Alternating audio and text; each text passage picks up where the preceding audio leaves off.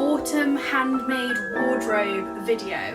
But yeah, this has got to be one of my absolute favourite autumn dresses. Okay, let's take some from here now. Oh, we've lost a dress.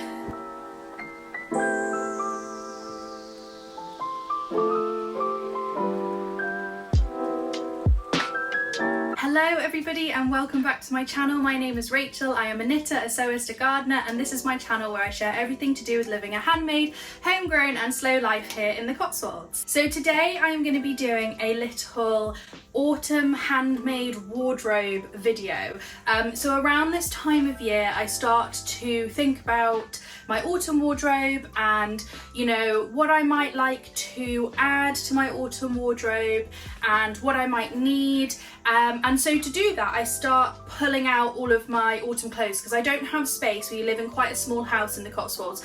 So I keep a lot of my clothes, like I swap them over seasonally. So I keep a, well, I don't know what you call it. It's like a big container under the bed which has got all autumn winter in it, and I have my spring summer in the wardrobe, and then they'll get swapped over. It's not quite time just yet to swap everything over. It sort of happens often in dribs and drabs, but I'm already starting to feel as we get to the end of August that I want to start wearing like more sort of rust colours and burnt oranges and all those kind of lovely tones. And a lot of my autumn wardrobe as well I've made purposefully for sort of September, early October, when it's still a little bit warmer. So I will have like shorts, quite a lot of things I've got are short sleeved, and in September I'll often find I can still wear things with like bare legs. It's still warm enough to go bare legged. So I will start pulling out some of these pieces over the next few weeks. In fact, today I'm already thinking I might get changed into one of these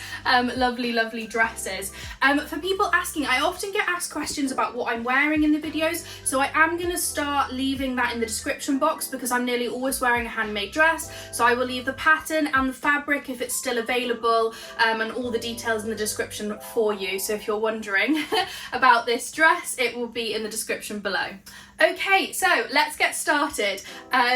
It's slight chaos here. I'm in my bedroom. I've sort of hung things up as best I can. Unfortunately, I don't have the filming space to have like a big rail out somewhere. I'm hoping when we move to our new home in the next sort of, oh, I don't know, like 6 to 9 months, that I will have space to put out a rail and it'll make this stuff a little bit easier. But for now, just bear with me. I will do the best that I can, and I'll just grab things as I can because they're like right next to me.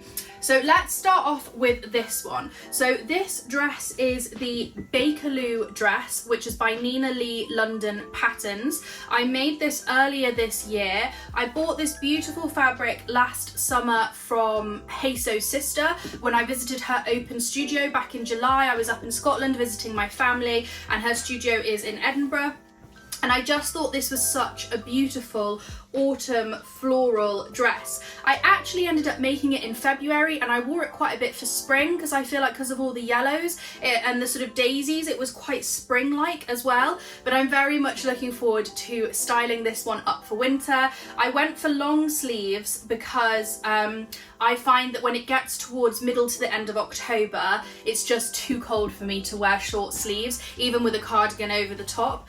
So I like to have long sleeves because I'm somebody who feels the cold. So I went for the long sleeve option. I just love this pattern. It wasn't the easiest pattern by any means. It's definitely more of a sort of intermediate, you know, advanced beginners kind of pattern. But if you just take it slow and you go step by step, it's really not that difficult. It works so well in a lovely cotton because you want something a bit stiffer for that collar so that it really stands out. I've seen a lot of people as well have done like contrast frills on the collars, which I think is quite a sweet idea. Might be something I try when I make another one, which I definitely will do because, as I say, I really love this pattern. It has pockets as well, of course. And yeah, if you want to see how I style this up, make sure you follow me on Instagram or TikTok. Both of those will be in the description below, because I share regularly, you know, my like handmade outfit of the day and how I'm styling stuff with my hand knits and things like that, and accessories. So if you want to see how I style all my handmade outfits, do check that out. But I should have some videos and some pictures going up on the screen whilst I'm showing you all of these dresses. So yeah, that is the first autumnal dress. Okay, my next one is a little bit of a kind of home dress, just because of the way it turned out. This fabric isn't the best. It's frayed a lot. It's actually ended up getting a hole in the back that I had to like repair, and it's like sort of quite obvious, even though it's a gathered skirt. It is quite obvious. So it is very much a dress that I wear working from home. It's a double gauze, so it's really soft. The pattern is the Davenport dress by the Friday Pattern Company. I've made this dress twice, and I'm not gonna lie, I have had problems with it twice, and I don't think it's the pattern's fault. I just think it's quite a difficult dress to make in soft fabrics. So as I say, this one's frayed a lot in places, and the other one I've got is the same issue. It's a viscose and it's frayed a lot, and I'm obviously just not doing big enough seam allowances or something like that. But yeah, I haven't had the best luck with it, so I am hoping to make another Davenport at some point that is more successful. But this is a really nice, easy breezy dress for home, as it's getting a bit colder and you're still, you know, I often find that my legs don't feel the cold as much as my arms, so I'll have bare legs, but it's nice to have long sleeves before it's cold enough to actually put a cardigan on. I wore this quite a bit actually in the winter as well with tights, because it's just quite comfy, and I even started like putting slips and stuff on it just because of the softness of the fabric. So yeah, I really like this Davenport just as a like easy breezy home dress, and I just think it's a really lovely colour. It's definitely part of my autumn palette, which you will probably notice today that everything is a particular palette. I love to dress seasonally. I love to dress with the seasonal colours. I'm not very sort of like, oh, this colour suits me, this colour doesn't suit me. The only colour I don't wear a huge amount of is pink, because it doesn't suit me, like that kind of pale pink that I actually really love and I have in my decor around the house. It doesn't really suit me. I'm better with stronger colours, but I must say I do think that I'm probably an autumn. Because autumn colours really suit me, like the sort of golds, mustards, rusty red colours always look really good on me, aubergines. So this is very much my time of year where I feel like I come into my own. Okay, let's take some from here now. Oh, we've lost a dress. Okay, so this has got to be one of my favourite ever dresses that I have ever made. This is just autumn in a dress. This beautiful fabric, which you can see, is from Lewis and Irene. Now they are a quilting fabric, that's what they make, is they make quilting fabrics. So it is actually quite unusual, I think, for people to use them for garments other than for children. I've not seen many other people do it, but I think that they make really lovely garments. Obviously it's a quilting cotton, so it is quite stiff, and if you're not a fan of that stiff cotton feeling in your clothes, then it's probably not one to go for. I bought this fabric a couple of years ago, so I don't think it's available anymore, but every year they bring out beautiful collections, seasonal collections, autumn, winter, Christmas, spring, Easter, etc., always with the most beautiful patterns. So I would definitely take a look on Lewis and Irene's website. I don't think they sell direct to consumer, but I'm pretty sure like Wool Warehouse, I think, might sell Lewis and Irene fabric, and I think it's just worth, like, just Google it and it'll come up, I'm sure. This is the Pansy dress by Rosary Apparel, who is one of my favourite pattern designers and one of my favourite YouTubers that I watch. I've mentioned her channel a lot on here. I will tag it below.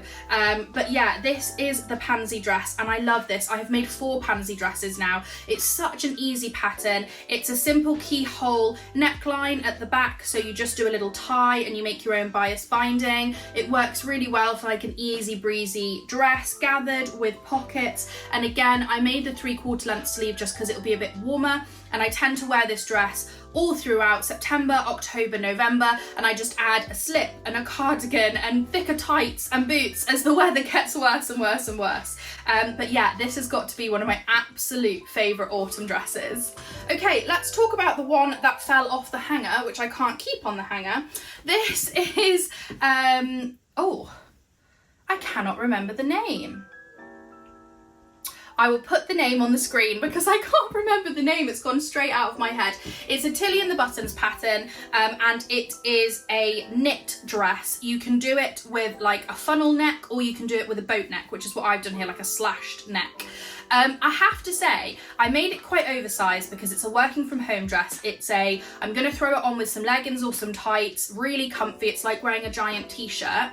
Made it in this beautiful French terry, which was from Hey Sew Sister, again from her studio open day that I went to last summer. It's in this lovely rust red with these very pale apricot stripes. They're not white, they're actually pale apricot. It is beautiful, an absolutely beautiful fabric to work with. It's really made me want to do more with French terry because it really keeps its shape, unlike a lot of knit fabrics, but it's also really soft. The only thing I would say is, because I made the bigger size, the neck is really wide because I've got quite narrow shoulders. So I do think that next time I will make the funnel neck, or I will try and grade the neck in a bit, because I just find that it just sort of like does this, unfortunately, and this curls forward as well, because I didn't use an overlocker to make this, which I think would work better next time. But again, I wear this so much. It's such an easy, comfy dress to throw on, working from home, walking the dog, you know. It's really quite warm because I did full long sleeves with it as well. It's one that you can really build up. I actually last year, when it was really cold, ended up wearing it with a black turtleneck underneath, a thermal turtleneck, and then big thick woolly tights to walk the dog, and I like tucked the turtleneck into the tights underneath the dress. I think one thing that would be great as well would be to knit a long cardigan that's the same length as this dress for when it gets really cold. I think that would be a really nice cozy look. Okay, we have another beautiful Lewis and Irene pattern. Now, you may recognize this beautiful fabric because I was wearing this in my last video, except in a different colorway, the white background colorway, which looks so different. It looks really springy and, you know, like summery, pale lilacs and pinks, whereas in this gorgeous rusty colorway, it just looks so different. And when I saw this, I couldn't decide between the two, basically. So I ended up getting both because I just loved them so much. I had intended for the white one to be a blouse, but in the end I turned it into a dress because it just didn't work as a blouse for me. This again is another Pansy dress by Rosary Apparel, so you can see how different it is and how much you can sort of play around with it as a pattern. I did the short sleeve version, and I also added this ruffle on the bottom, and of course pockets as usual, although I did realise that I put these pockets in a little bit low. Sorry, I'm just like picking threads off here.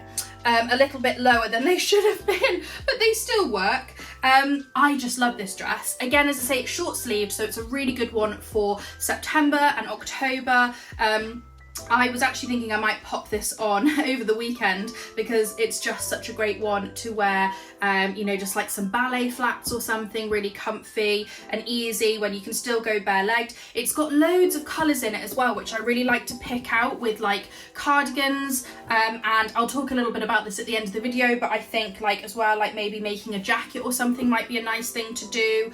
But yeah, it's in this lovely like thick cotton again, like this dress, which is also a Lewis and Irene cotton, and I just love this one. It's so pretty, and as a sewist as well, with all these like sewing details on it, it's just so cute. Okay, this is actually one of the first autumnal dresses I ever made. I made this in like the first year that I was sewing, and I made it in the September. I bought the fabric in the sale months before, thinking, oh, that'll be lovely for autumn. But it is quite a thin cotton, so I actually find that I don't get a huge amount of wear out of it in the winter because it's not that warm. I can layer it up with a slip underneath and tights and a cardigan, but once it gets past mid-October with these short sleeves, it's just not warm enough to wear.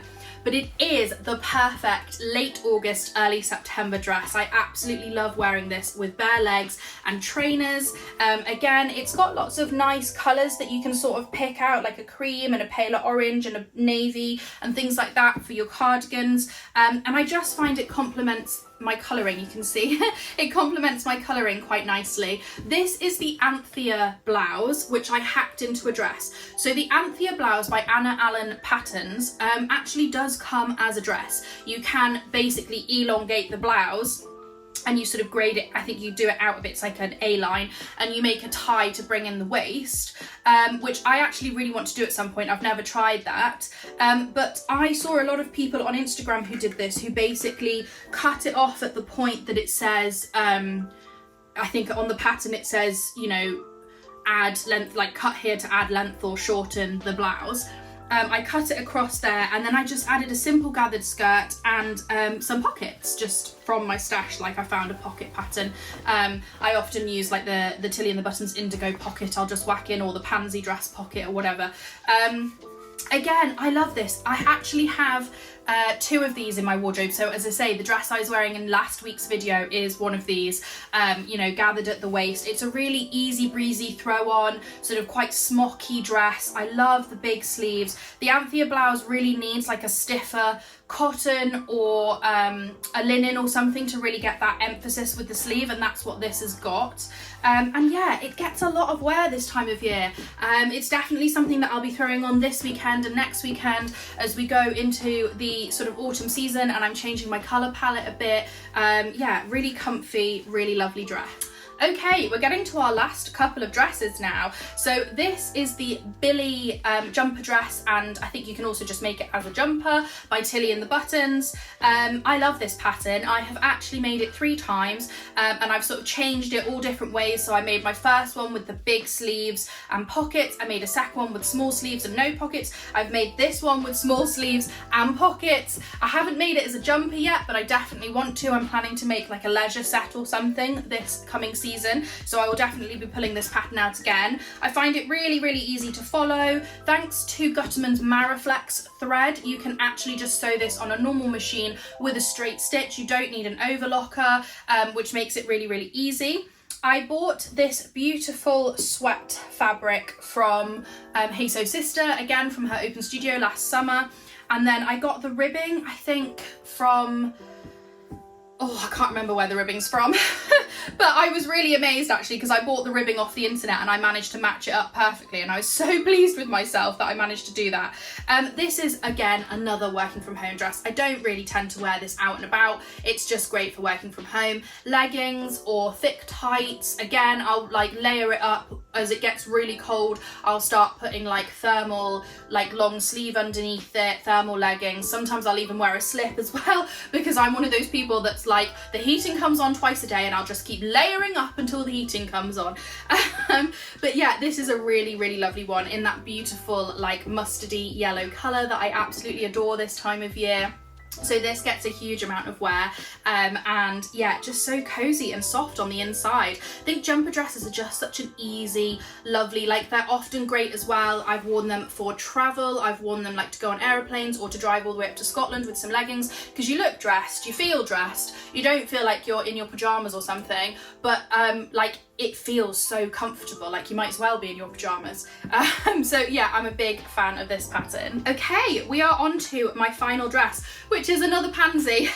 I didn't realise this actually, that 3 out of 4 of my pansies are all autumn winter based pansies, but I just love this pattern. It's so easy. I made a short sleeve again, but I just kept it, you know, simple gathered skirt with pockets, and in this beautiful William Morris fabric. I got this absolutely ages ago.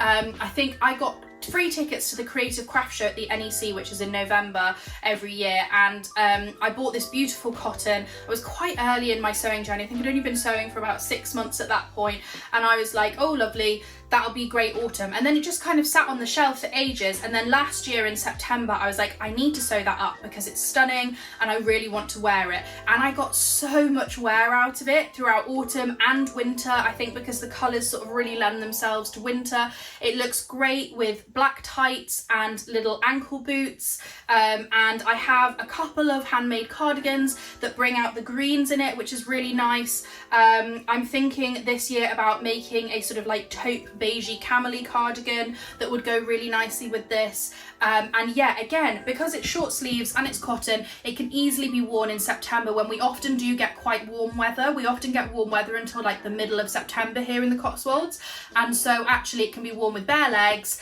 and like no cardigan, but still like feel autumnal and feel like I've moved into the next season like I like to. Like I'm ready on the 1st of September for autumn. I'm like there with all my little crocheted pumpkins out ready to go. I may have to hold off on that this year though. It's my husband's birthday, so we might wait until we get back from my husband's birthday holiday to decorate the house for autumn. But yeah, oh, how beautiful is this William Morris fabric? I just love it in this colourway. And I always get loads of compliments when I wear this as well, because I think it's just such a like striking, stunning colour. Okay, so that is my entire Handmade autumn wardrobe. I of course have a load of knitwear, and I'm going to be making another video because I need to like pull it all out. Some of it will need washing, some of it will need debobbling, and I find it really helpful to do that earlier on in the season before you actually need it, especially because it's easier to get things dry. I often put them outside, like lay my knits out flat on blocking mats, you know, in the garden, in the sun, so that they dry a lot quicker. So I will be making another video later on all about pulling out my autumn knits and showing you what I've got. I am also going to be making a video of all the things I want to make. So now you've seen what is in my wardrobe. I obviously have a lot of beautiful dresses, which is what I mostly wear. And so I've started to realise I could really do with some things like a really comfy leisure set, like joggers and jumper. I could do with some jackets, I could do with some new pajamas, and so there's quite a few things that I'm like looking at in my wardrobe thinking I could really do with making this, that and the other, and so I will be making a video soon going through like what's in my stash already, what fabric I might be buying. I haven't bought anything yet. I'm trying to use stash up as much as possible. I've also got my first ever quilting project that I'd really like to do, an autumnal quilt. So yeah, I've got lots of amazing different crafty things coming up, so make sure you hit that subscribe button so you do not miss out. Thank you so much for watching. I hope you guys have a lovely week, and I will see you next time. Bye.